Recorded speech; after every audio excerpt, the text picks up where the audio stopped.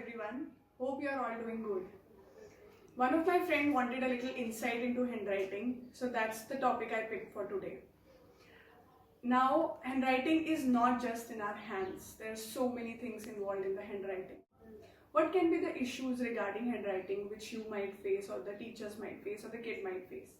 It can be messy, it can be illegible, not able to write fast, taking a lot of time, not wanting to write, difficulty making the shapes. It can be mirror images, like instead of writing C anti-clockwise, writing it clockwise, not holding the pencil properly, difficulty shaping the letters or orienting the letters.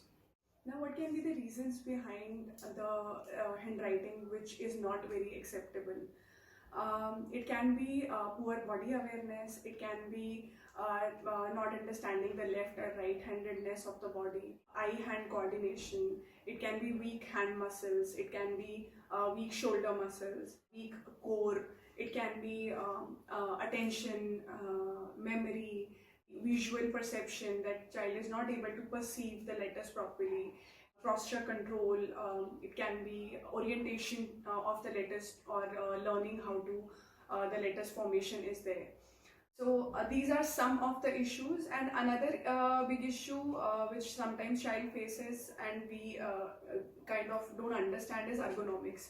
So ergonomics can be the pencil grasp, the posture in which the child is sitting while writing. It can be the height of the table, pencil hold, it can be the type of paper, it can be in which direction the paper is kept. In the classroom, sometimes the charts or the colors which are there, or the paint which is there, is too stimulating, visually stimulating for the child.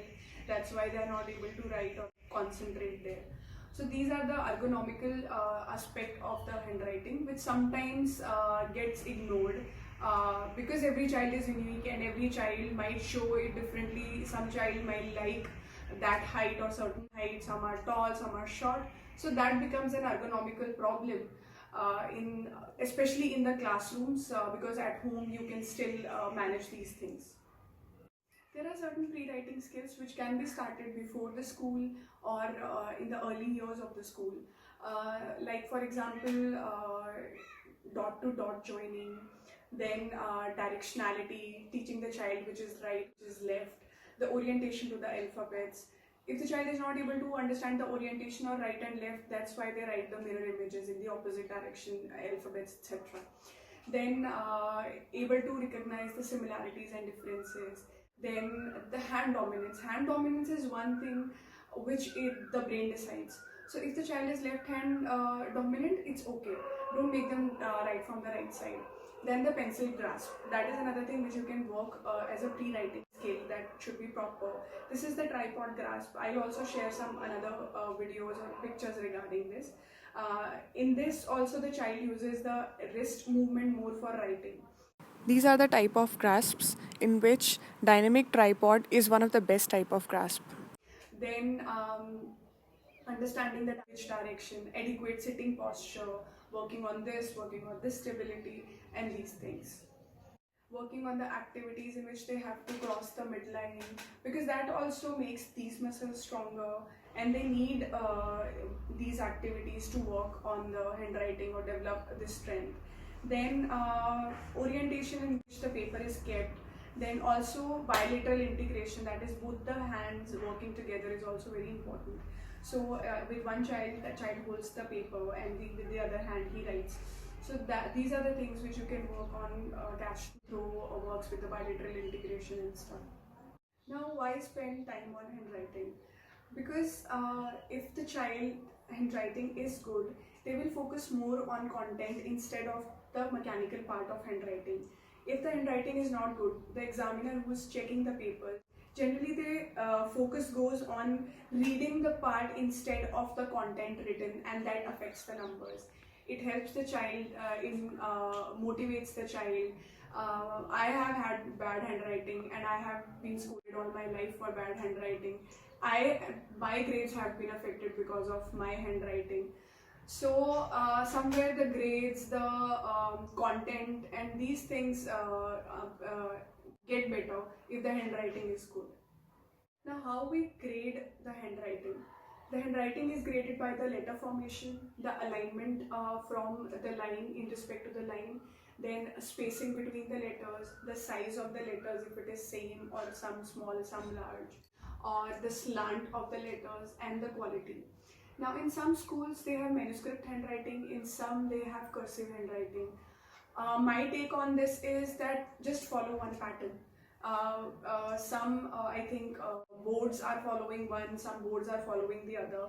But don't confuse the child. Whatever is being followed in the school, just teach the same thing at home also. So while working towards management of the handwriting, you have to consider all the aspects, and is it the proximal stability, is it the hand function, is it the weakness of core or the posture, or how where child is sitting, how high is the table. It should be in a 90 degree, this should be 90, and this angle should be 90 degree, the child should be erect while writing. The desk, some of the kids write better with a little inclined desk, which we used to have earlier in our schools. Then the environment of the class, how positive it is, how reinforcing it is for the child, the distance, checking the visual checkup done if there is some problem in the eyes or the perception, and if working with some of the basic things also the things don't improve, then reaching out to the specialists if required. So at home, how can you help the child to work on the handwriting? You can use various surfaces on which to write. For example, even if making the child learn for an alphabet, you can first tell them to write in the air with eyes open, then write with eyes closed. Same way, then go to the desk and write with the finger with the eyes open, and then write with the eyes closed. And then join the dots. The distance of the dots can gradually increase or decrease.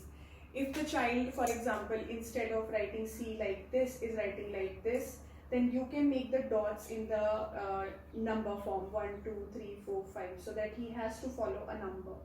Or if the numbers are not still understood by the child, then you can give colors. Then he has to go from yellow to green, and things like that you can use. You can make them write in the sand, you can make them write in the shaving foam, or maybe the dough, and such things you can use for handwriting. Tracing with the fingers, tracing on the alphabet is another thing which you can use. And gradually what you can do is make a box which can be a 3D box. For example, they have to write inside a matchbox, or maybe a carton which is of a bigger size, and they have to write within that much. So that gives an automatic 3D boundary to their hand itself, so that they don't go outside. You can use the colors. First then make them write from with the color, dipping the finger in the color and then writing on it. You can write with the foams, dipping the foam in the color and then tapping on it. These are some of the things which you can use. And to make it more fun, you can use colored papers, colored sheets. You can have handwriting contests with them. You can make somebody their pen pal where they have to write to a friend, and then they might like it. With some of the things who don't like to sit and write for long, it can be the strength, and for some of the kids it can be hyperactivity. So as I spoke in the section of hyperactivity, those activities like animal walks before handwriting activity, you can make them do, so that they will calm down and then they would write for longer period of time. So working on the sensory systems to utilize them for this purpose, giving them breaks after 10-15 minutes of handwriting, and relating handwriting to maybe a summary. For example, teach a story to them and then ask them to write a summary of it. These things can be utilized. If you face issues in school with the handwriting as much as not at home, then you can just go and visit and see how the connect with the teacher is, how the environment around it, the child is in the classroom. Is it stimulating or it is too dull? Then if you feel it is dull, you can discuss with the teacher to add on a little colors into the classroom, and use the games inside the classroom. You can suggest like wooden boards on which to write, or wooden alphabets to be utilized in the classrooms. There are tracing sheets, there are tracing boards also, which can be used for a good grasp. You can use grasps, the pencil grasps. You can also, sometimes the kids need a prop, so they pencils are very light. You can add extra weight, for example with a dough or clay at the back of the pencil, that makes it heavier and that makes it easier for them to write. These are the grippers which can be used and put over the pencil for a better grip. There is this DIY gripper made at home with the rubbers itself. This pencil, which is a thick pencil, Stedler pencils, which can be used for a better grip by the kids. You can make these heads over the pencils for that prop or weight, and you can make it at home with clay, dough, etc. And these teardrop crayons are used for a better grip and it can be used in the earlier ages of the kids. By writing on clay or dough, they know how much pressure to apply so that they apply the proper pressure on the paper. Now, as every child is unique, the strategies change according to the child. I will keep on sharing in my posts and IG feeds about all the strategies, other strategies which you can utilize, but it is a combination of many strategies which is needed for the child. The treatment, the therapy is very tailor-made to the specific child. You can reach out to me if you have any particular concerns about it. But in a nutshell, these are just a gist of what a handwriting is composed of. Have any concerns, please DM me. I will reach out to you. Thank you.